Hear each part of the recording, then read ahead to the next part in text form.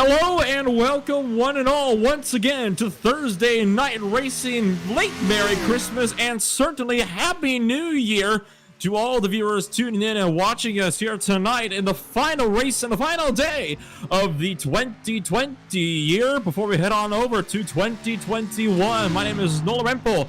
Joining with me today is Al Kozlowski, and welcome to the ISCA Stock Car Association ButtKicker Cup Series here today, coming to you live from the state of New York at Watkins Glen International. Now, Al, it is certainly getting set to be one heck of a race tonight here for the Speedway Angels 110. Yeah, this is going to be kind of a long race if you're watching, because there's so much of a track here for us to focus on. Where we want to keep a close eye on will be right after the start-finish line, that first turn, coming out of turn one, they call it, and then there's that big S coming up a hill, and then at the end of that S is a bus stop, and that's where a lot of our action is going to take place, coming on to turn one in the S's, and then that bus stop at the top of the S's. That's where a lot of the wrecks are going to occur, so we're going to watch a lot of that action happening there. We most certainly will. Of course, tonight's race sponsor is Speedway Angels, bringing you 110 miles around the beautiful road course over in the state of New York, the Watkins Glen International Road Course. And Al, I believe you have all the information we need to know about our main race sponsor here tonight. Yeah, Speedway Angels is actually a nonprofit that I started myself back in 2012. What it is I take children and their families, children with disabilities and their families, to NASCAR races at no expense to them. I cover all the expenses involved, and they don't only get to go to the races, but we line up meetings with certain drivers that I've met along the way, and they get a meet and greet, and they get a garage area, little trip and a tour of it. We make a big event out of it. Since 2012, I've taken over 100 families to races all over the United States to the NASCAR events. So let's go ahead, Nolan, and let's while qualifying's just gridding around and getting done here, let's go ahead and break for a ButtKicker commercial.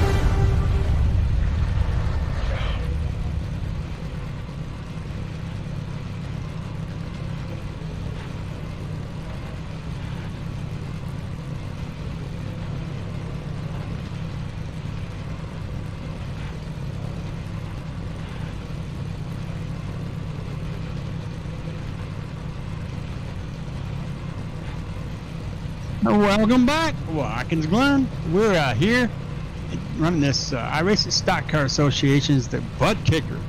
Now, I've got the privilege of recently installing one of these ButtKicker devices to my rig, and oh, what a difference. It's day and night. The realism, I race in a VR, and having that ButtKicker underneath me brings a more immersive feeling into it. So if you have a chance or have the ability to order a ButtKicker, get them while they're hot, because you want to get that to make your racing a lot more realistic. Let's go through the grid, Nolan. Let's start from the pole and work our way down. Usually the pole sitter sits on the left side of the racetrack. This time, though, he's going to be on the right side. The man himself, Jonathan Delaney, one of the rookies here coming into the ISCA. He is started on pole position tonight. Boyd Hogan lining up right beside him on that first row. In row number 2 is Eric Kling and Clayton Hoffman. Rounded out the top 5 is going to be Tanner Love with Christopher Hill beside him. Brian Johnson and Joshua Schofner in 7th and 8th. It's going to be Chad Sullivan and Chris Johnson to round up the top 10. Everett Lane and John Mullins bring up row number 6. Brooks Durden and Craig Johnson in 13th and 14th. Clifton Cockrell, Dalton Collins 15th and 16th. Jeffrey Sousa and Wendell Elliott 17th and 18th. Rounding up the top 20 is going to be Kenny Powell and Cecil Keith. For a 22 car field today is going to be Paul Olson and Greg Wachinski to round out the final cars of the grid today. Yeah, it's funny that you say rookie, because this iRacing has done a little twist on the road course for us here. everybody in this road course race, when it's not a road course, they're A-class drivers, so they're racing in the A series. But this season, NASCAR has changed it over, so the road courses now actually, they go against your road license on iRacing. So as I look through the field, there's only one A-class road driver in here, and that's the 16 of Clifton Cockrell. There's a good chunk of rookies in here. There's 4 rookies in here according to a road course license, and there are several B, C's, and D's available, but there's only one A-class licensed road course driver in here, and that's the 16 of Clifton Cockrell. Should note the safety rating does not stand for everything, though. That just means that you're clean. Doesn't necessarily mean that you're fast. It looks as though Tanner Love in the 14 had a bit of trouble getting his car off the line because he's just now moving from the 3rd position back on that right lane. So, bit of an interesting start there for Tanner Love. Looks like he's gotten his issues figured out, whatever happens to be. The pace car is right now up in the fearsome SS of turn number 2, and this is going to be a very, very difficult part of the track here because there's a lot of elevation change, and it is so easy for these stock cars to get unsettled over the course of these little hills here through turns 2, 3, and 4, which is the long right-hander they're going through now. This is definitely one of the easiest places to spin your car out on the track.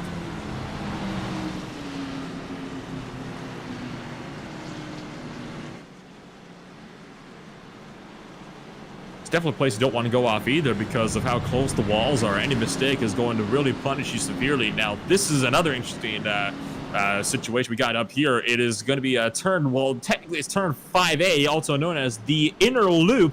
It's a bit of a bus stop chicane, and it looks like Jonathan Delaney and Boyd Hogan and half the field are going right on through. So, yet some more interesting driving lines prior to the start of the race. You know, Nolan, if they do that during the race, NASCAR will automatically give them a kind of a flag telling them they need to slow down and like a penalty. It's usually like a 2-second, 3-second, 4-second penalty. It can be all the way up to 8 seconds. They'll have to hold, and once that timer is complete, then they can finish racing. But if they go straight instead of hitting that bus stop, they get penalized for that. Well, Elliott is the one car that is going to be starting from pit road. A pit road start then for the number 38 machine. The pace car, meanwhile, the Porsche 911 GT3 Cup pace car going to lead the field through turn 6 and now up to turn 7, the final corner. Ladies and gentlemen, are you ready to go racing once again here on Thursday night? This time in the state of New York, it's road course racing time. Here at Watkins Glen International, Jonathan Delaney is your control car. The green flag is about to drop. He's on the lap pedal. We're up and away in the state of New York.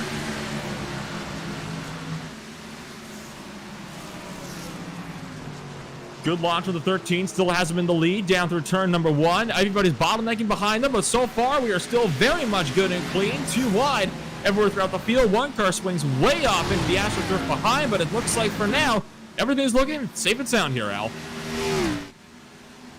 Yeah, I'm going to the back, further back in the field.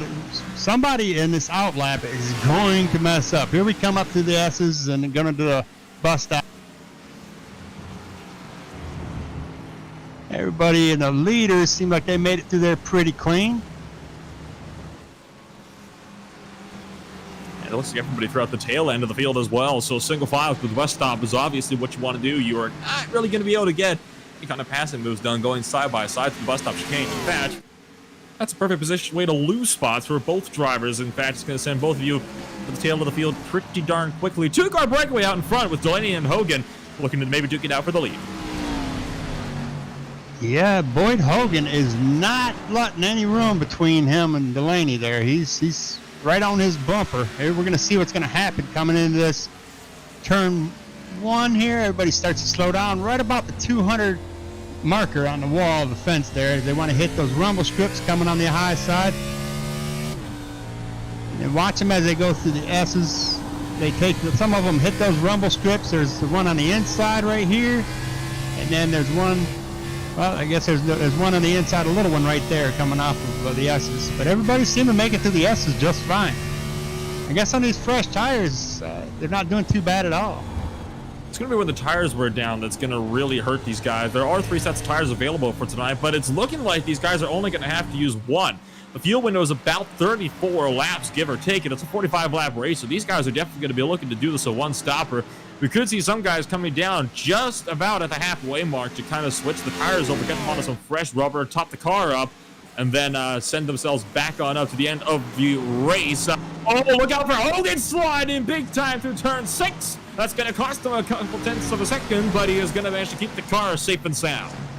And I was going to say something about that, knowing Eric Kling is in the 3rd position right now. He's watching these 2 drivers in front of him, and what they're trying to do, 1st and 2nd, is trying to put enough space between them and the rest of the field so when they have to pit, they can still come out freshly in 1st and 2nd with at least 10, 15 seconds apart from the rest of the field. What they're doing is they're eating their tires up. Eric, if he sits back here and just patiently runs his race and doesn't try to push it, he will save his tires. And when Boyd Hogan and the leader Jonathan, when they eat up those tires, Eric Kling could benefit from that. Very much could. So that's something we need to keep an eye out for, as well as, of course, the tire wear and how that will factor into today's race. So it looks like when Elliott has had a bit of an off way in the background, he actually hit the tire barriers in turn number 1 just on the exit in that number 38 machine. They got another car off in the bus stop chicane right now, so local yellow flags being waved there right now, and that is appears to be right dead center. In fact, it was dead center. There's a roadblock with Clifton Cockrell and Dalton Collins at the 95 and 16 machine that both got tangled up. Yeah, for folks that haven't watched this race before, we have what we call local cautions. Wherever an incident happens, whether it's in turn 1, 2, 3, 4, 5, 6, or 7, they don't throw a regular caution for the whole racetrack. They'll throw what's called a localized caution. It means the caution will just be in that area, letting the drivers that are coming up onto that part of the racetrack know that there is a car that's either sideways or in the wall or something, so they can kind of check up themselves. And Weddle has had another off, this time at turn number 6. So the 38 cars day going from bad to worse. It was a pit lane start that had off in turn 1, overshot turn 6, just like he did turn 1 earlier this same lap, and hit the tire barriers again. So Wendell Elliott, he might have to consider calling the quits soon. That car is no doubt going to be hurting. It looks like he's going to keep it up for now, but I'll tell you what, Wendell Elliott has got his work cut out for him if he does not want to be finishing dead last in the field so far. As for the local yellows, you are correct. In fact, the full course yellows, they're usually only thrown in iRacing if there's a wreck so massive that it pretty much blocks the entire track. Yeah, I'm watching 2nd place Boyd Hogan. The little mishap of him trying to stay up with the leader, Jonathan Delaney, it's kind of eating up his tires because Eric Kling in that 3rd position is closing in on him pretty fast. So either Boyd is trying to slow it down a little bit, preserve his tires, or his tires have been hurt. That or Delaney's just the better driver on the road courses here. Remember, Delaney was a 10th up on him on the overall times in practice, and he was just a couple thousandths up on him as well in qualifying. So Delaney is a serious threat for Boyd Hogan here on the road course scene today. It looks like he's the only threat that Hogan has, as Hogan is even starting to pull away from Eric Kling. But still, any threat is a big threat for him, especially this early on in the season when every point matters so much more than it does at the end.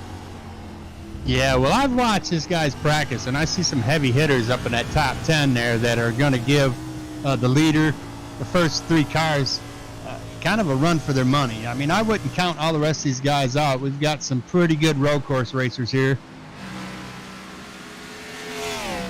Speaking of the top 10, let's take a look back at maybe the 10th place right now. Chris Johnson, who just passed Everett Lane earlier this lap, they're in a fight as well with John Mullen. So it's really a 3-car scrap for the final spot in the top 10. They've been kind of going back and forth all race long. And in fact, John Mullins tried to have a look on the inside of Everett Lane into the bus stop chicane this last time by, but was not very successful in that venture. But these 3 drivers, they've been close since the drop of the green flag, and I don't see them splitting away anytime soon. In fact, there John Mullins goes around the inside of Everett Lane, who's going to let up and give the 64 machine that position. So that's going to promote John Mullins into the 11th spot. Now John Mullins is going to see if he can maybe run down Chris Johnson. Yeah, we've got the brothers Brian Johnson and Chris Johnson, and I believe their uncle Craig Johnson's in this race in that 83 as well. They usually don't do too bad at these road courses. As you see, Brian Johnson's in the 7th position, and Chris is sitting solid right now in 10th. With about a good 2.5 lead behind 11th, John Mullins, but John is closing on him. He is closing indeed, so it's something that these drivers have got to keep your eyes open. I mean, on a road course racing, usually things tend to peter out a lot more quickly and things settle into a rhythm a lot easier, but you really cannot, take your eye off of the ball for a second, because in these cars, we got to remember, these cars, they're designed to do one thing, and that is turn left. This road course defies that logic by having almost every corner turning to the right instead. So these cars are most certainly not designed to race at this track. So that means that if any slight mistake is going to cost you so much more dearly than it would if you were saying running in the Dallara P217, the new LMP2 machine that RC released just earlier this year. So it's something these guys have got to keep an eye out for. Looks like we might have had an incident over in turn 6. Big crash at turn 6. Brooks Dirtiness had a big crash. Kenny Powell is involved. Dirty was the one that started it after a self-spin, came up, and he clogged the track behind him. Yeah, you'll be the victim at this track unless you're a victim of your own mishaps or somebody else's. You're still going to be a victim at this track. It loves to grab cars. I mean, it seems like it's a wide track, but you get out of control at 160 miles an hour on a straightaway, it's not too hard to hit a wall and flip over. We watched in practice as Boyd Hogan did pirouettes in the air, losing control coming off the top of the S's.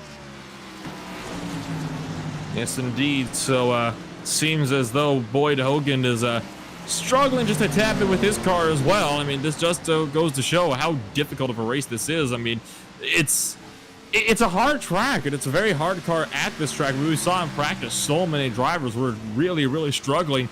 And like you said, Boyd Hogan into practice, he took a bit of a roll, bit of a really wild ride there. Eric Kling has just lost out big time on the third position to Clayton Hoffman after he way overshot turn 1.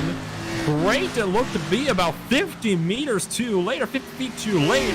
Give the spot easily to Clayton Hoffman, and as well, 5th place to Tanner Love. I'm watching the battle pursue here with John Mullins in that 64 machine as he's on the tail end of Chris Johnson, and Chris Johnson is on the tail of Chad Sullivan. And this is all for 9th, 10th, and 11th position, but they are nose to tail within less than 1/10 of a second between each other as they come into the bus stop here. John Mullins in that 64 machine is looking really, really quick. I mean, he is closing fast on Chris Johnson, trying to secure himself inside the top 10. Chad Sullivan's also lost quite a bit of time to these two cars behind him here. So this might get dicey here. Who's going to make the first move? Will it be Johnson on Sullivan, or will it be Mullins on Johnson? It looks like it might be Mullins, as Chris Johnson got a bit of a tank slapper going on the exit of turn 5 there. John Mullins is going to back off and elects to not make the move just yet. So he's going to decide to stick in line and maybe, just maybe, get something figured out later on in the running. Maybe on this front stretch here, we'll see John Mullins try to go to the inside. But you got to wonder, is he going to get enough speed where he can slow it down? He's not going to try it. Turn 1 here is viciously cruel, so he's hoping he puts enough pressure on him where they make a mistake and slide up. These are seasoned drivers, and they all come cleanly off of turn 1.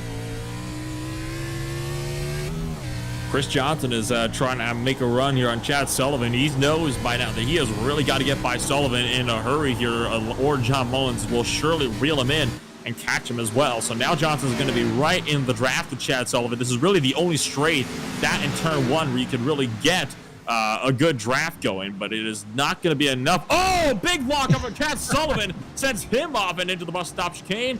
Oh, this might not be good here. Comes back onto the track. Look out for Jeffrey Souza. That was not a smart maneuver there, Al, from Chad Sullivan. He should have just taken the escape road and rejoined safely. Yeah, that's what you see, and then that's I don't know if that was a plan of Chris Johnson, but he put enough pressure on him where he was watching his rearview mirror and not literally looking in front of him, and when he looked in front of him, it was too late to stop to make that bus stop.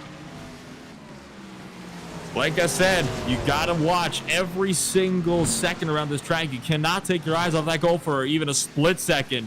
Now, the battle has gone from 11th and 10th to 10th and 9th, and John Mullins has once again reeled in Chris Johnson looking to the inside for turn 1, but not close enough to get the move done. So it's Chevy versus Ford now, as Chris Johnson seems to be pulling away pretty good here on the exit of some of those tighter corners. Yeah, Chris has got his eye on that 50 machine of Joshua Schaffner. It looks like Joshua's just kind of running his own race. He's out there on a Sunday drive and just minding his own business, sitting comfortably in that 8th position. And Chris wants to get up there with his brother Brian. Oh, John Mullins is really hounding Chris Johnson. I mean, this is just getting intense. He's looking to the inside and nearly every corner. What he's doing here is he is really harassing the mirrors of Chris Johnson, just letting him know that he is always still there and that he does not have any kind of breathing room. Here he goes. Mullins round the outside of the exit of turn 5. He is going to pick up the 9th position from Chris Johnson. I'm going to guess Chris gave that to him because he's not going to use up his equipment just to stay in front of him. If you see as Mullins gets sideways there coming off that turn, Mullins is using his equipment up. Now he's trying to catch Joshua Schaffner in the 50 car there, and he's going to use up his equipment trying to get up to him. John Mullins has already got a very, very big gap here on Chris Johnson, so he is going to have to see what he can do here to try to run down Joshua Schaffner. I don't think he's going to be able to get him here anytime soon, though, but at this point, he is still definitely going to be pulling away from Chris Johnson.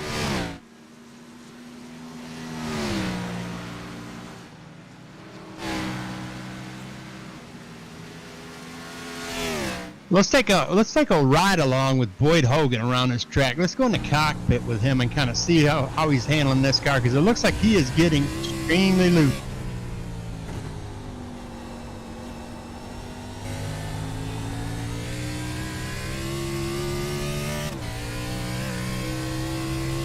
As you watch him, he comes across the start-finish line. Here he is in the turn 1 here, and he's down in 2nd gear. And he's getting, I mean, he just kind of manhandles this thing. He keeps it on the track, but he's used those tires up. He might have to see how it's getting out of control underneath him. He can't get back on the gas. He may have to come in and get some tires. He has used up his equipment. He's going to wreck this thing if he doesn't come in and get some tires. Gotta look out for Clayton Hoffman behind him, too, in the 3rd position, because at this point, he's risking getting bumped further down to the podium. At this point, he's got to give up his hunt to run down Jonathan Delaney. He has got to try to maybe focus on defense here, try to ease off, because those tires are most certainly overheated, and that is not good at all for him right now. Meanwhile, the battle for 4th position is actually on here. This just swapped hands as Tanner Love and Eric Kling came up on Wendell Elliott to his lap traffic. They're still fighting with each other right now, actually. Love is just on the back of Eric Kling and trying to maybe go for a look here into turn 6. Doesn't look like he's going to get the run he needs here down the straightaway, but they almost want to caught up, and Kling just swiped right through, and Love was just a city duck, was not expecting it at all.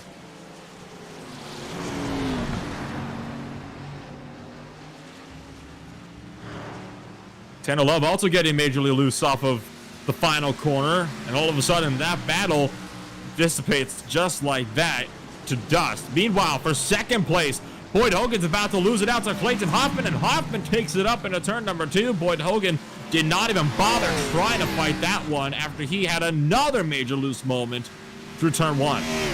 Yeah, Boyd Hogan is doing the best he can right now to hold on to that car and not wreck it into the walls. And he's doing some amazing driving, but if he keeps this up, he's going to end up on a record. Oh, absolutely. This is really bad for Boyd Hogan right now because he is just losing more and more time. I mean, these tires are certainly hurting, and he's not giving them a chance to really cool off. I mean, I know that a lot of drivers here were probably hoping to stretch this out to the halfway point at least so they could just make it one stop on fuel. Looks like that might not be the case, though, for a couple drivers like Boyd Hogan, who might have to consider coming in early to take that extra set of tires. They do have 3, so they do have the room for a 2-stopper. Yeah, well, you know, in the real world... Oh, hang on. Sorry, Al. Jeffrey South just had a big off in the bus stop chicane, and he is into the tire barriers. Bit of a glance off, but it was a big tank slapper on entry for him. But Nolan, like I was telling you, in the real world, that front splitter on these rumble strips coming in these turns and out of these turns, if your car is too low, you're going to tear up that front splitter. And that could take some downforce away from you. And also, I can't imagine it's good on the suspension as well either. And that might be what Boyd Hogan is battling right now, because he's using these rumble strips up like crazy on every chance he gets. Oh yeah, absolutely. It's he's using every inch of the track he can to try to get the most amount of time out of the car, but I mean, there's at a point where you just have to yield because it's just not going to work. And if the tires aren't willing to cooperate with you, it does not matter what line you're trying to take. So Boyd Hogan might have to consider yielding here and taking a more conservative run. I know he likes wins, and I know he gets a lot of them in the ISCA, but I mean, hey, there comes a time where you got to realize you're fighting the losing battle, especially if it's with your own car. Well, I don't call him Boyd hogging all the wins, Hogan, for nothing. He wants to win. He comes here to win week after week after week, like the rest of these drivers, you know. And he's miraculously been able to hold on to this car. I've been watching his in-car here, waiting for him just to go around in a complete circle. It hasn't happened yet. It's only a matter of time, though, at this point. I mean, I don't get me wrong. I really hope Hogan keeps it on the track, but I mean, it's looking more and more probable with every single tank slapper he gets out here. Eric Kling taking a big loose moment behind the battle for fourth, is picking up. Tanner Love trying to go for the S's, almost gives Kling a bump and run, and Kling moves aside and lets him through. Meanwhile, we've got Clayton Hoffman there in the second place. He's moved himself up into second place at 92 Machine, and he is just kind of staying comfortably in front of Boyd Hogan in second place. Not really gaining much on the leader, Jonathan Delaney. Jonathan Delaney really has checked out from the field so far. I mean, he has just been kind of in a race of his own up there. He is 8.8 seconds up, and that gap is just still growing as time goes on. I mean, he's about 3/4 tenths a lap quicker than everybody else on the racetrack right now, and he's on the same amount of tires as him as well. So, I mean, heck, Jonathan Delaney, I think this track might be where he really comes out to shine.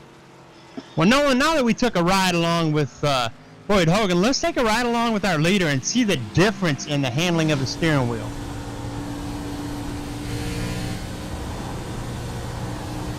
As we get in the in-car, looks like we're going to get a lap car in front of us here. Is that Kenny Powell? It is. And Kenny's going to pull down and let him by as we hit this first bus stop right here. As you hear, you can see the car jumping around as they hit those white rumble strips, or like little turtle shells. That offsets the car pretty well and gets the tires out of control too, so you lose grip. But he's got a pretty good control over that. Jonathan does on this steering wheel. He's not so fighting the wheel, seesawing it back and forth like we watched Boyd do earlier. So he really hasn't used up his equipment as bad as Boyd has used his up. No, he hasn't used it up nearly as much either. I think, I honestly just think that he knows how to conserve the tires longer. I mean, Jonathan Delaney clearly is a guy that knows what he's doing when it comes to road course racing, which might be admittedly be a tad surprising considering he is a D-class racer, 3.71 for his safety rating coming into this race today. But I mean, hey, you can see skill everywhere, and I guess Jonathan Delaney might be one of those guys, might be one of those types of jacks of all trades types of drivers. Well, even though he's got almost a 10-second gap between him and second place Clayton Hoffman, that 10 seconds can close up real quick if Jonathan loses control over his car and makes one bad mistake. I mean, he gets held up on the bus stop, he spins out. That 10 seconds can shrink into 2 seconds very quickly.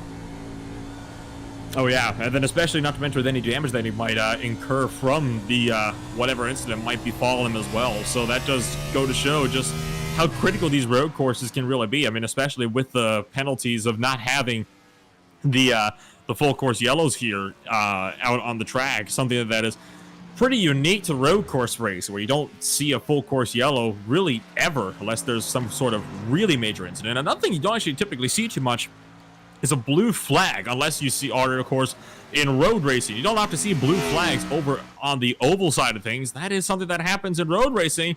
So that's why the lap cars are moving over so much easier for the leaders here, is because they actually have a flag flying at them that tells them that there's somebody coming up behind them. Yeah, just in case they can't see it in the rearview mirror, they've got that flag that's coming up there. A lot of these drivers are driving out of their rearview mirrors. Of course, Jonathan's not. He's driving out of his windshield. I mean, he's got a comfortable 10.5-second gap between him in second place. All he's got to do is hit all his markers and stay on track here. I should see we're at lap 18. I bet you we see it about lap 25, maybe 30-ish. We see the leader coming in and get some fresh tires.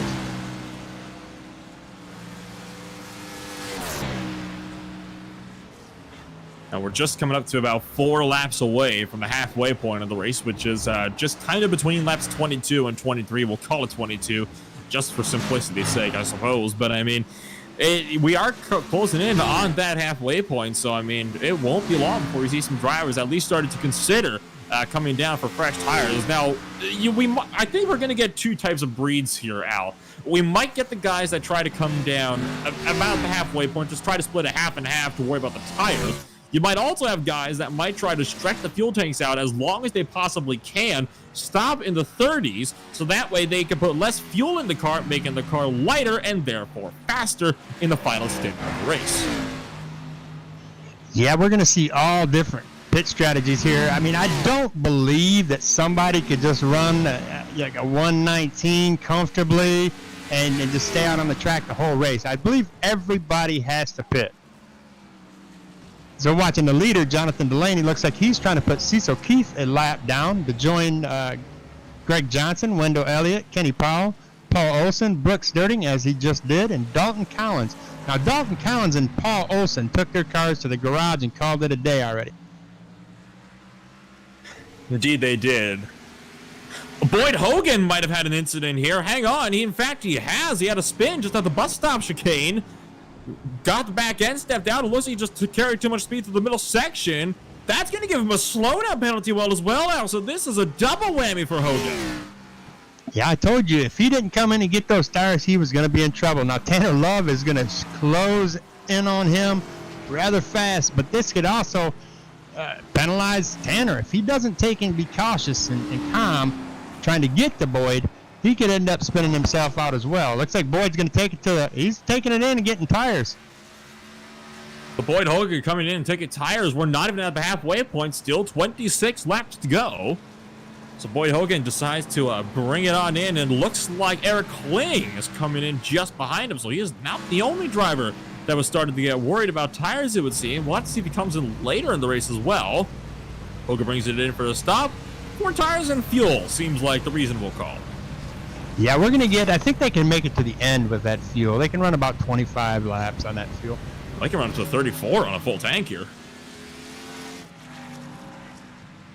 Yeah, but I'm guessing with seeing Boyd staying there in his pit stall as long as he is, he's getting some suspension changes. He's changing some stuff around here. He did not like the way that thing was handling. That's true. Yeah, his car was definitely looking just a little bit loose for comfort. I think in the later stages of the run, I think that's a bit of an understatement to say, to be completely frank. Definitely was not any sort of slowdown penalty. Looks like we might have some more troubles befalling some drivers on the racing surface. This one might be for Cecil Keaton. This is at turn 6, actually, in the number 33 machine. He hit the wall, I think. Yeah, he tried to mow some grass and caught a wall.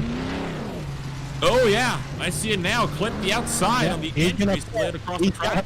He's got too much damage. Cecil Keith in that 33 machine's coming down pit road. He's going to be there for a minute. Boyd Hogan is still in pit road. This is getting alarming now, because now we're heading to the range of what you might expect to see for a GT3 machine to be taking 4 tires and fuel. But Boyd Hogan is still sitting there. He's going to go a lap down before long. Yeah, Boyd Hogan has some damage. He's got to have damage because he is 1 lap down now. You know, I think I know where that came from. I think it's actually a major suspension damage, because when he bounced across the access road there, he took a pretty hard landing because he got 4 wheels off the ground and landed pretty darn hard on the front of the car. So I think that's what caused him to maybe come in and have to get the damage fixed. Looks like Jeffrey Souza in the 29 machine is also down to pit road. Yeah, no, and when you go a lap down here, you might as well call it a day, because there is no wave arounds. There's nothing that you can get. There's no lucky dog. There's nothing. All you can hope for is the cars in front of you. I think Boyd just did. He left. He took it home. He did. He called it a day. Boyd Hogan eventually decided the damage was just too much. He saw he went a lap down, and he decided to call it quits from there. That is so unfortunate for Boyd Hogan. That is going to really hurt his chances at going for another championship here today. Well, that takes our leader, Jonathan Delaney, in at 13. He is still 11 seconds. He's got a very comfortable gap between second place, Clayton Hoffman. And third place is the 14 machine of Tanner Love. Fourth is the 11 machine of Christopher Hill. Fifth is the 4 machine of Brian Johnson. Sixth is the 64 machine of John Mullins. Seventh is the 50 of Joshua Schaffner. Eighth is the 9 of Eric Kling. Ninth is the 48 of Chris Johnson. And 10th is Clifton Cockrell in that 16 machine. Make that Everett Lane. Clifton Cockrell just comes down to pit road, so Everett Lane is promoted up into the 10th position. So a couple drivers still elected to come on down here early. It looks like a majority of drivers now are going to come on down and take their tires here on this pit stop. So that seems to be a pretty wide call throughout at least the midfield portion of the grid, and then a couple guys running up front as well. Yeah, we see the second place driver, Clayton Hoffman. He is on pit road. Indeed, he is. So Clayton Hoffman's on pit road. Tanner Love comes in shortly just behind him. Battles on for 7th. Joshua Schofner and Eric Kling duking it out. Kling is going to squeak in turns 5 and 6. I think Joshua Schofner decided to let him through. Eventually decided it was enough, and he was not going to battle for that position too much longer when he tried to make a pass around the outside. That just about ended in disaster. Yeah, Eric Kling in that 9 machine, I believe, is on some fresher rubber than anybody in front of him. Oh yeah, so he is by a good 20 laps or so. Good for. Yeah, and that's why he's moving right ahead there. Here comes Clayton coming out of pit road in that 92 machine. He's going up to the S's right after turn 1. See what he can do on his fresh tires. It looks like we've got the leader, Jonathan Delaney, in that 13 machine. He's hit pit road. And this could be very interesting. We can watch and see how much time he puts. He came in with about 28 seconds between him and second place. When he leaves, let's see what the gap could. I think it's going to increase. So Clayton Hoffman appears to have gone for the undercut to maybe just gain some time on Jonathan Delaney. It will not be enough to pass by any stretch of the means, but could be enough that he could try to maybe close the gap just a little bit. But it was such a large gap before, I just don't see how he can think that might be worth it. Christopher Hill comes down to pit road as well from second place. That's going to put Clayton Hoffman back up to second. And the gap is still very, very great, as it's still just under 10 seconds or so. Yeah, check that. It's growing substantially. Yeah, we just watched the leader come off pit road in second place. Clayton Hoffman just come across start-finish line. Christopher Hill is in the mix of this whole mess too.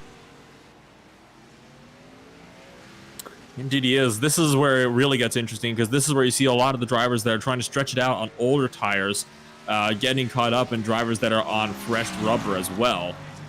And that usually makes for some pretty interesting moments, especially at tighter portions of the racetrack, like through the S's, the bus stop chicane, I mean, you name it.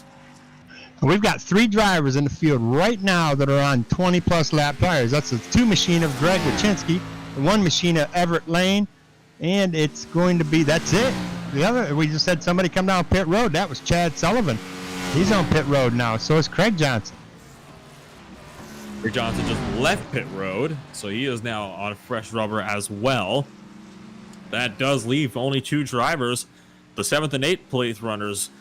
Greg Wachinski has been doing a good job so far. Even before the pit window, he was the hard charger of the race, up, I believe it was 9 spots where he started at the top of the race. So really good job on Wachinski to work his way up through the field. Obviously, it's 16 plus 16 now. That will obviously change when he eventually comes down for his own pit stop.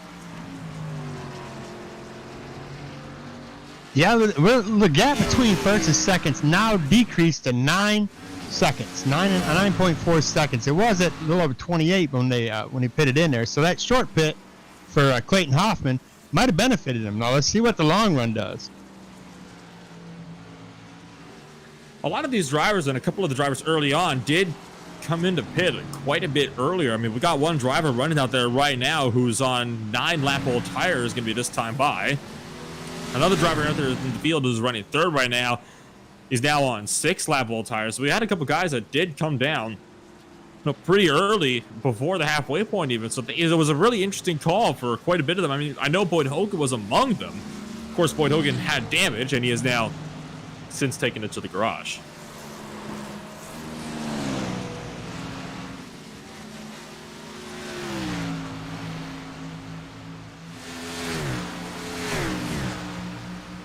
Yeah, we have at this moment right now, what we have to watch for is how well you can manage your material here. You're not really racing anybody else. You just capitalize on their mistakes. You have to make sure you don't make any mistakes yourself.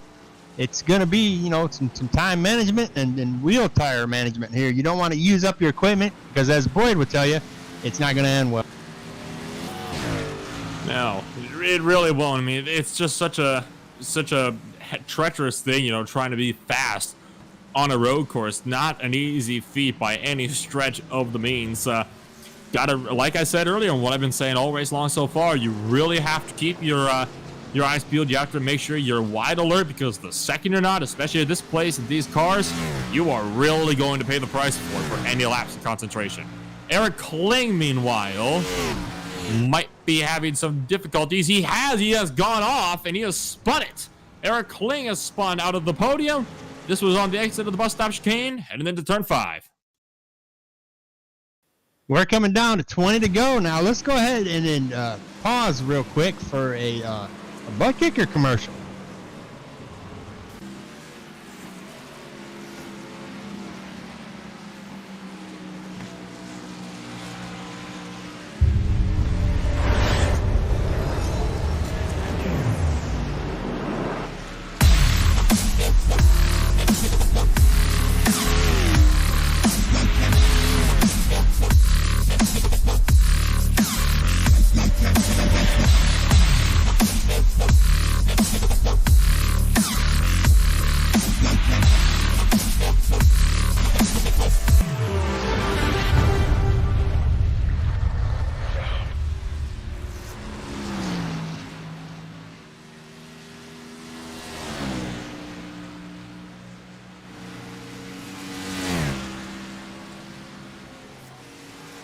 Welcome back to the right, left, Watkins Glen. And we're sitting here, we're still watching the action here.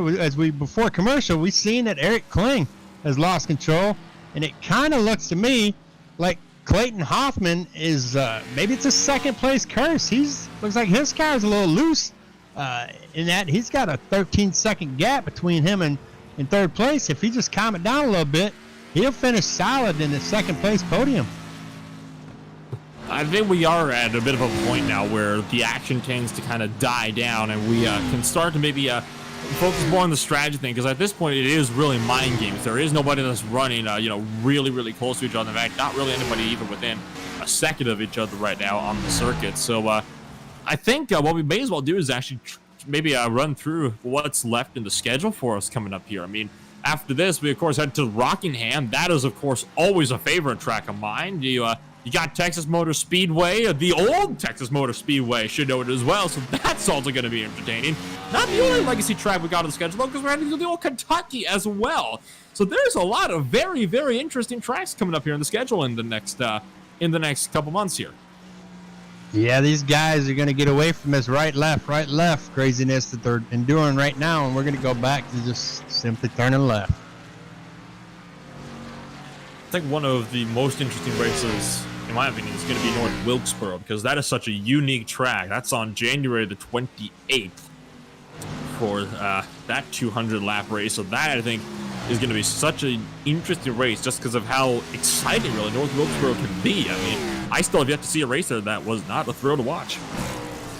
Well, Nolan, now that you mentioned that, at January 28th, I will not be here for that race. My plan is to be somewhere where the water is so clear that you can see the sand.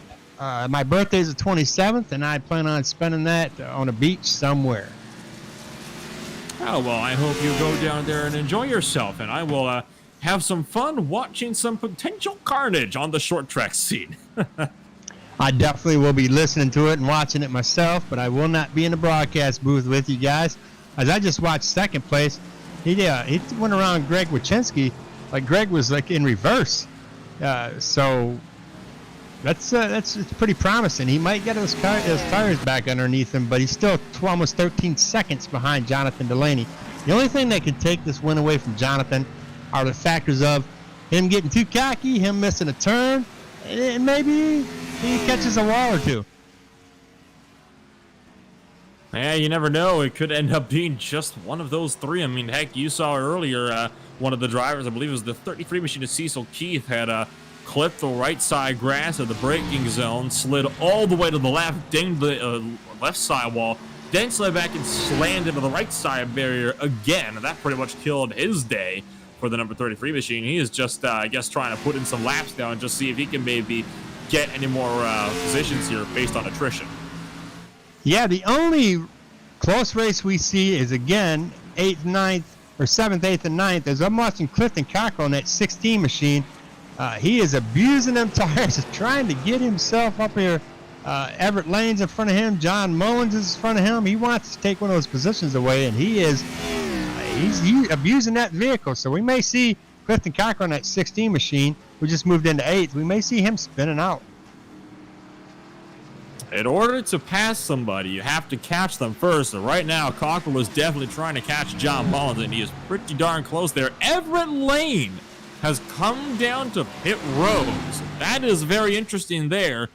Bit of an early call, I'd say, for Everett Lane to be coming back down to pit road. It looks like he's getting another set of tires and fuel. So interesting call there from the number 1 machine.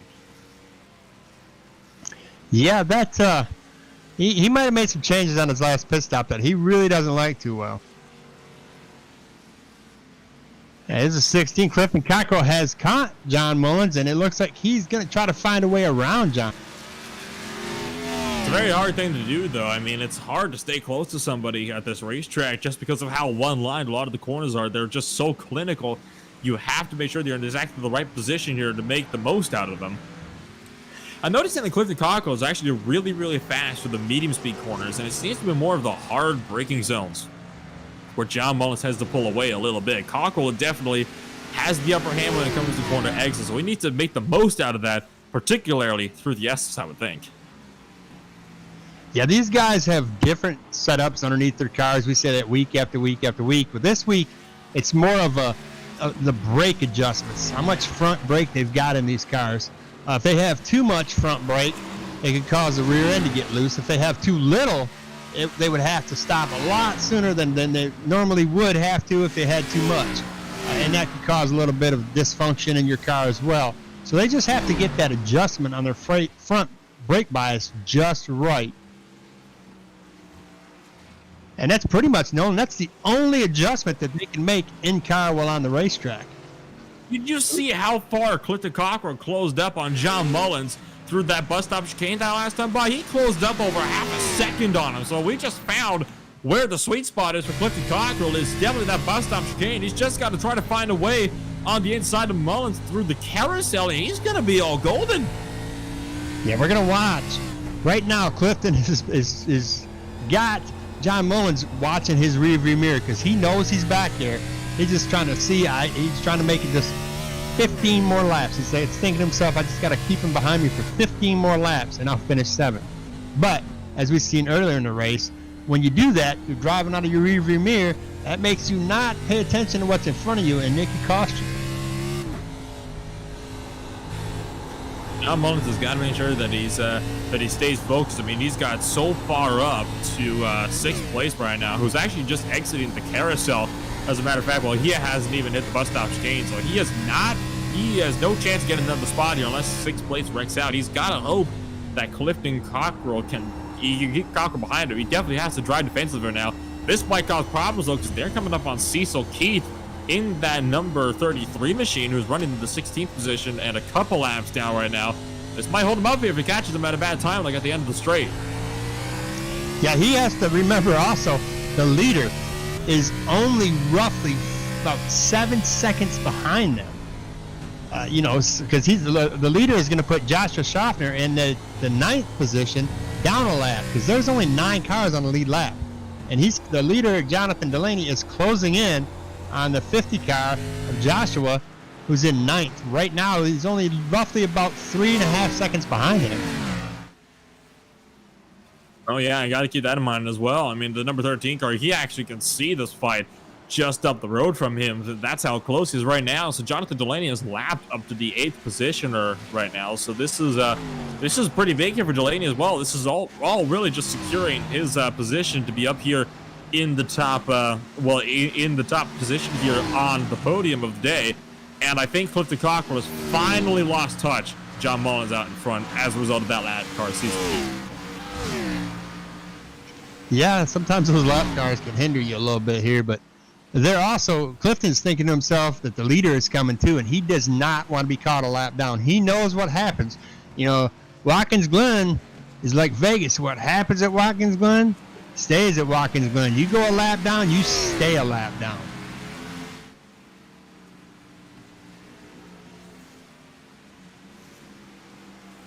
Yes, indeed, and I think that's definitely something that all these drivers want to try to avoid, because it means that obviously they can't get that one extra lap on the docket, but it also means that Cockrell slides the back end down a little bit. That might cost him a couple hundredths of a second, but as I was saying, it also makes it so that if you're in a side-by-side battle with somebody and only one of you gets trapped a lap down, that other guy, you just have to watch him ride off into the sunset while you have to stop right there.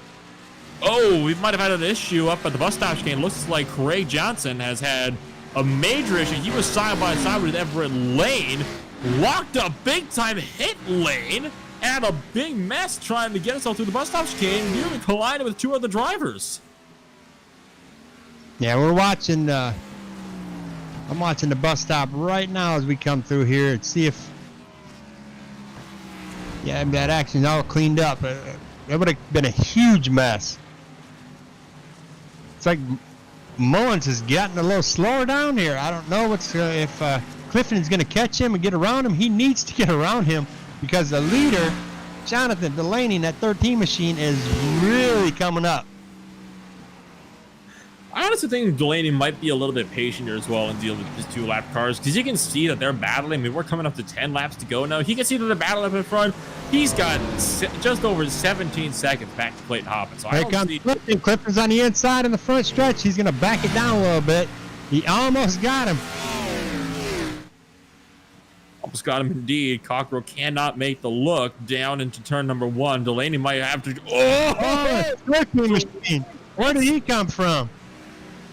I think he actually hit him in the back end there. Oh my God, he came up like a bullet. That's the leader, Jonathan Delaney, came up like he got shot out of a shotgun. This might get hairy here. Delaney. It's gonna get ugly. Go left. This is really gonna hamper Clifton Cockrell. Oh, this is coming through the bus stop. What's gonna happen here? He backed it off. He backed it off. Good move there. No point in going side by side. Boy, Jonathan Delaney is on rails. He is just walking through these guys like they're standing still. John Mullins is going to stay high and let him go low. Oh, he's going to cut it down a little bit there. Oh, they're all backing off, and the car up there in front of him is really backing down. It was 3 wide there. Talk about a close call. Brooks Durden just got out. That was a mess right there, you know, and that was going to be a mess. I think that would have been a bit of an understatement there. That just about ended John Mullins' night right there in a heartbeat. So it looks like Jonathan Delaney's next target is going to be the 9 machine of Eric Kling. And he is roughly about 10 seconds, 15 seconds behind him. Cockrell's still having a good run here, John Mullins, and he is much closer this time by. So, Clifton Cockrell could actually potentially have the move here done through the bus stop chicane if he could get on the inside through turn 5, which is that carousel. Because we've seen how much faster Cockrell is through the bus stop chicane. It's just everywhere else where he's really hurting him. But if he can get a good run through here, he might be able to get this pass done. We'll have to just see here. He's already closing in by so much. Looks he gets right up to the back end through the bus stop, but he's just never close enough to go for the position. For our leader, Jonathan Delaney has closed in substantially quick Eric Kling. He is, well, he's roughly about 8 seconds now behind.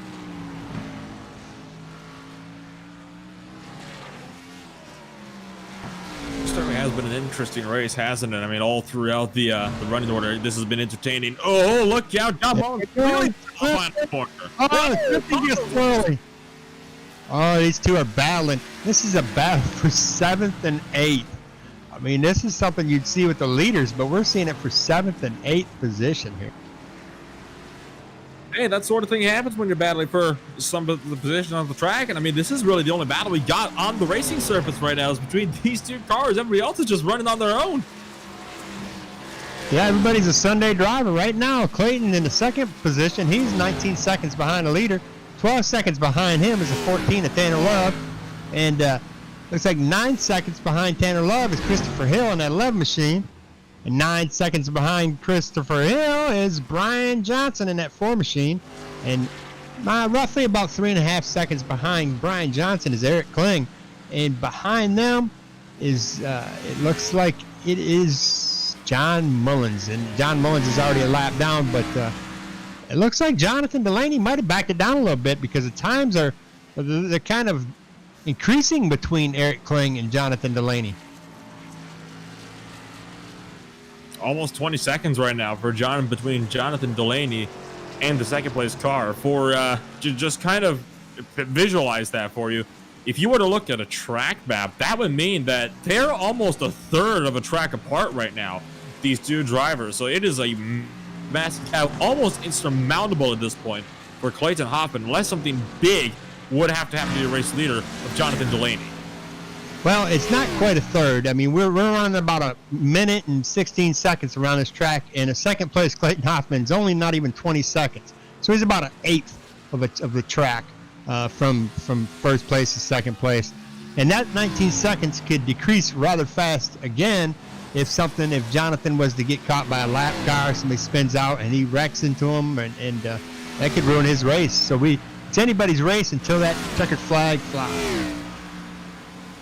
It is never over until it is over, is it? I mean, that's gotta be one thing that we say time and time again, and we just have to, always continue to go back to that. We can never call something too early. I mean, heck, you look at, I believe it was Kansas last year, wasn't it, where we thought it was going to be over just like that because we were coming up to the white flag and we had the caution come out, like, what was it, like 5 feet before the white flag was actually crossed, and that gave us a green-white checker. I mean, that in itself was really something.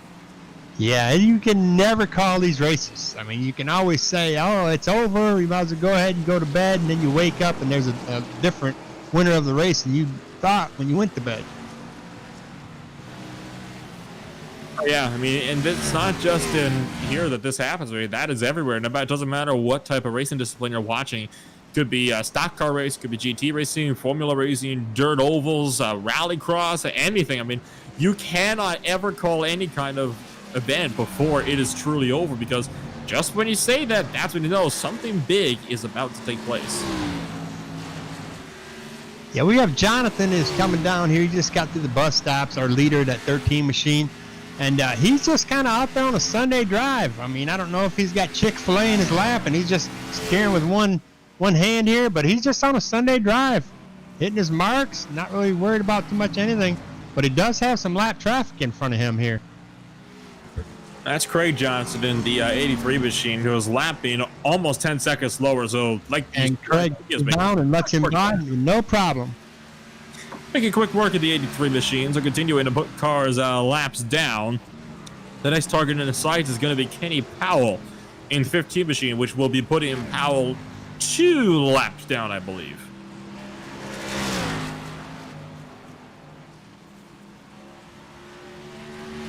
Yeah, Jonathan in that 13 machine is sitting in a position we'd all love to be in, having a huge benefit to where he really can calm it down a little bit there. The odds of second place catching him, if he doesn't make a mistake, are slim to none. So I'm pretty certain that second place Clayton Hoffman is kind of minding his P's and Q's and getting comfortable with a second place finish here. I don't think he's pushing his equipment and trying to tear it up, because he does not want to finish third. He'd rather finish in second. The hard charger right now is still Greg Wyszynski in the number 2 machine. He is up 11 spots now for where he started today, and he's trying to make a 13 as he is closing in on Joshua Schofner in that number 50 machine, just ahead of him. So this is another battle that started to close on in. It looks like Wachinski has really kind of closed the gap. In fact, he was about 0.7 of a second quicker on the last lap by. So we could see another battle here for 11th and 12th before the race is over. Yeah, what you're talking about, Greg's got 4-lap fresher tires. And in front of them, Jeffrey Souza, he's got 5-6-lap fresher tires than him. And that doesn't seem like a lot, but at this track, you're talking about roughly 8 minutes on the tire wear. Yeah, that's a lot of wear on these tires. It is. I mean, just the 3 laps really does make a massive, massive difference. And it looks like Wachinski is going to use that difference to his advantage, closing in on Joshua Schofner, going forward down to that turn 1, side by side with the 50 machine. And Schofner not able to cover off. Wachinski's going to get him here. Yeah, he didn't even give him much of a battle. And Schofner eases off, decides not to go side by side through the S's. Counted 12 for Greg Wachinski.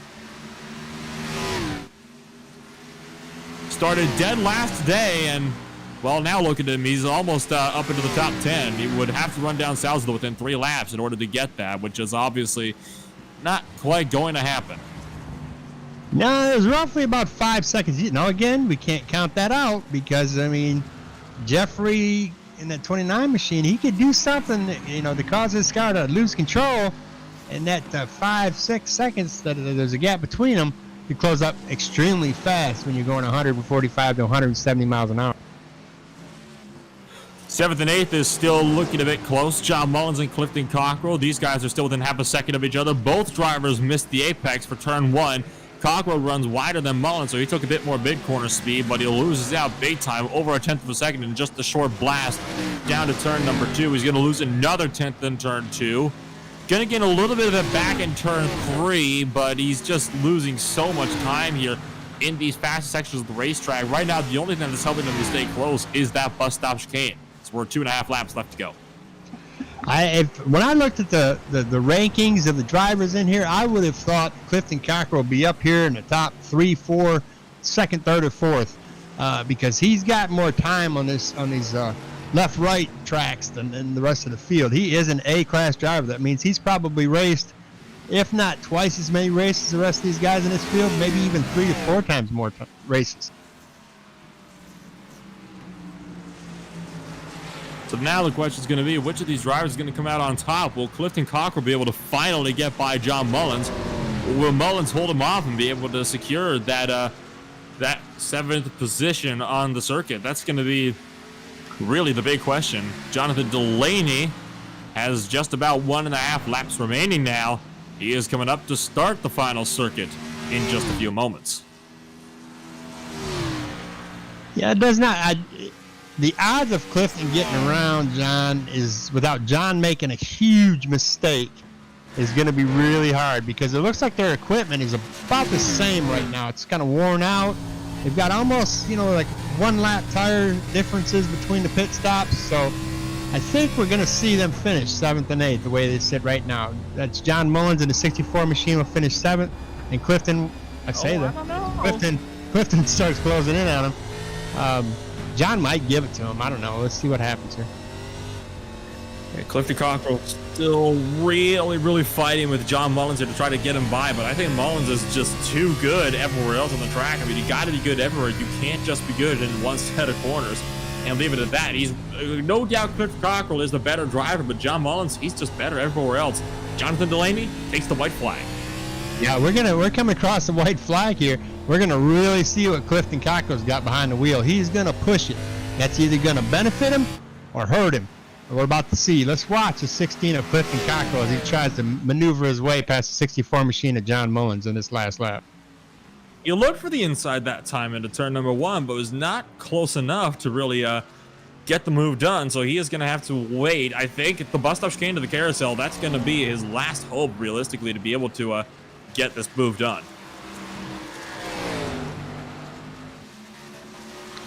You can watch that battle right there, Nolan. I'm going to watch our leader as he comes by the 21 machine here. He clearly just, Chad Sullivan pulls up and lets him by. He's just got a left and a right. Left. to win this race. Jonathan Delaney is making his last left right now. And he does that really clean. Nice. And now here comes his last right. And he's going to see a checkered flag. And our winner is Jonathan Delaney in a 13 machine. He won this race by 23 seconds over second place. 23.7 seconds, actually, so almost 24 seconds. Clayton Hoffman is just now coming to the final set of corners as well. Here comes 7th and 8th, though. Clayton Cochran is still close. Step in the back end now. Getting a good old drift going off of the final corner. And still tank slapping it out, but John Mullins hangs on for 7th. Clayton Cochran spins the tires at the exit, and he is going to have to settle for the 8th position in the battle for 11th and 12th, which is still going on. Greg Wyszynski has one more corner to negotiate as well. Jonathan Schofner trying to get a run in them. It's not going to happen, and Jonathan Schofner as well is going to have to hang off of the 12th position, and Greg Wyszynski picks up 11. Hard charger for that number 2 machine, up 12 from where he started today. So as we come across the start-finish line, our winner of today's race is Jonathan Delaney in a 13 machine. Second place is at 92 of Clayton Hoffman. Third is the 14 of Tanner Love. Oh, an 11 machine. Christopher Hill. Something happens to him after. Whoa. I don't know if that's a start-finish. That was a humongous. I don't know if that was coming across the start-finish or what it was.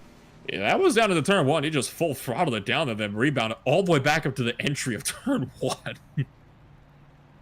Oh, yeah. He came across the start-finish line and just never lifted. He just stayed right in it and just never even turned. That's the way to finish a race. Take that car home, own a record.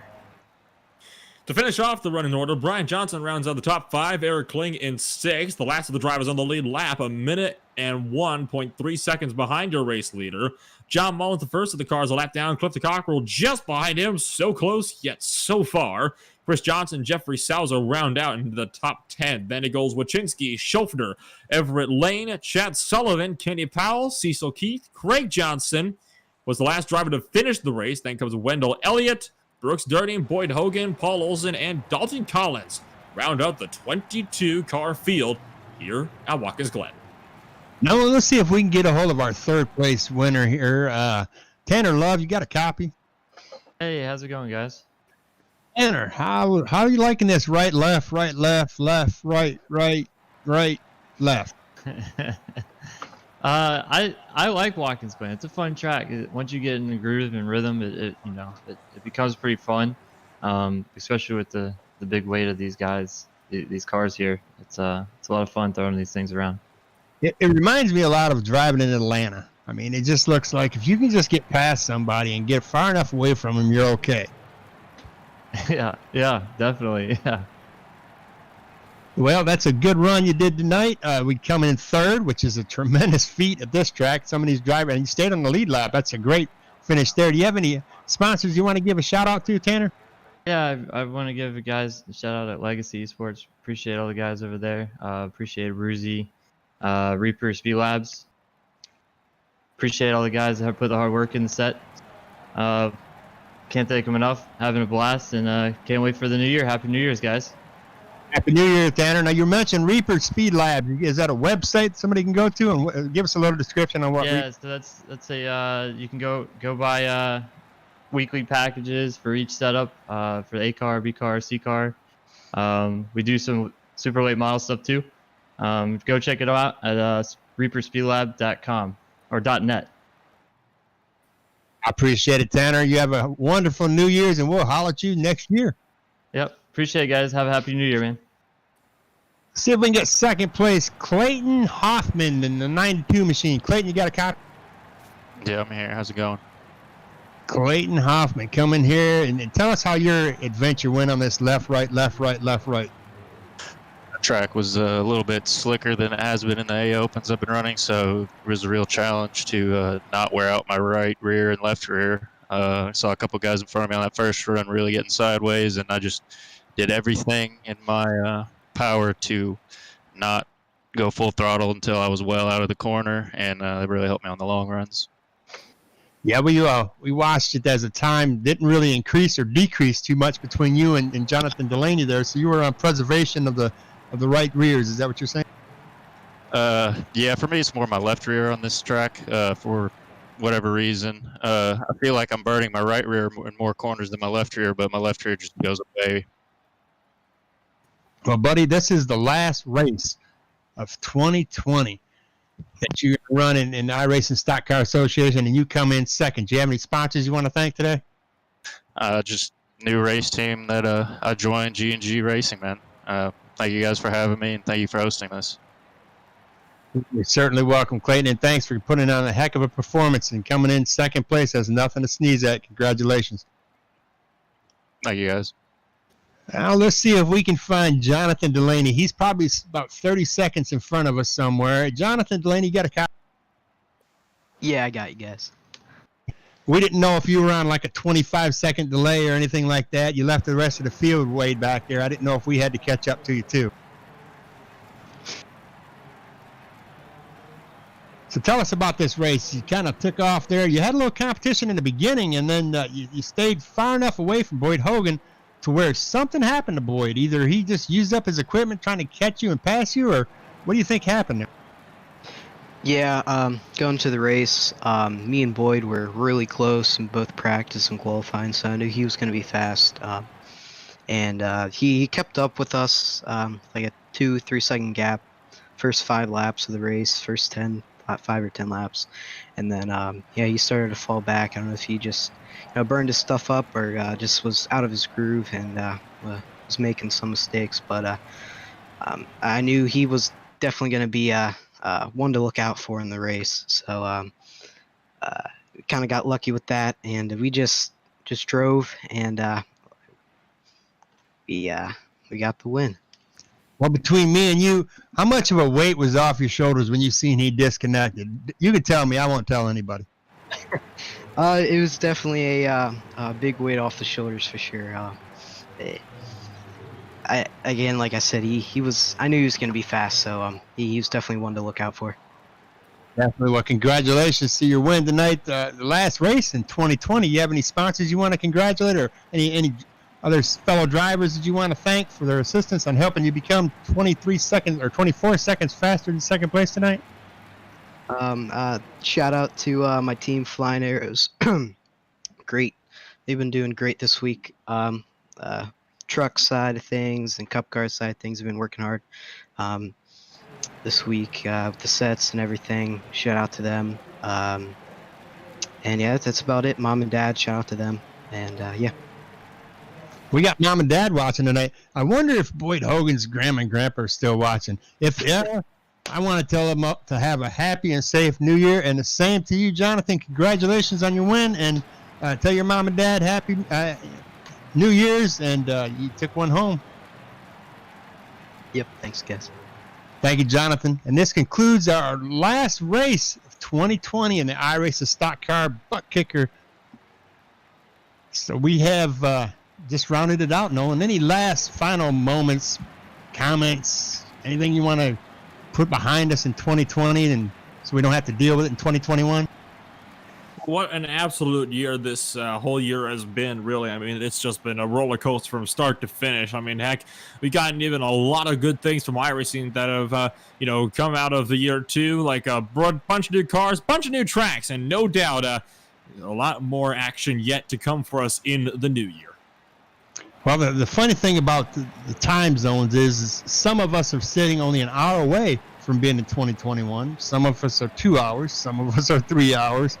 Wherever you are, I want to wish you a happy and safe New Year, and welcome back in 2021 when we'll be back on track next week.